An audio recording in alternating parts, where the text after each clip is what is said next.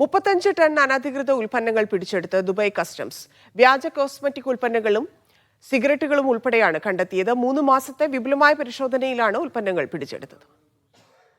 ദുബൈയിലെ air cargo സെന്ററുകൾ ഉൾപ്പെടെ കേന്ദ്രീകരിച്ച് നടത്തിയ പരിശോധനയിലാണ് അനധികൃത ഉൽപ്പന്നങ്ങൾ പിടിച്ചെടുത്തത്. നികുതി വെട്ടിച്ചും വ്യാജമായി നിർമ്മിച്ചതുമായ ഉൽപ്പന്നങ്ങളാണ് പിടിച്ചെടുത്തവയിൽ ഏറിയ പങ്കും. 12 ദശലക്ഷം കള്ളക്കടത്ത് സിഗരറ്റുകൾ, 6.7 ദശലക്ഷം വ്യാജ സിഗരറ്റുകൾ, 37,000-ലധികം അനധികൃത കോസ്മെറ്റിക് ഉൽപ്പന്നങ്ങൾ, 10,000-ലധികം ആഗോള ബ്രാൻഡുകളുടെ വ്യാജ ഉൽപ്പന്നങ്ങൾ എന്നിവയാണ് പിടിച്ചെടുത്തത്.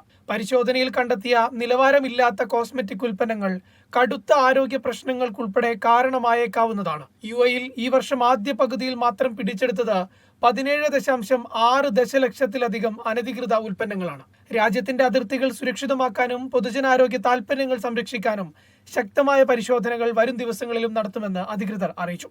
Media 1 Dubai.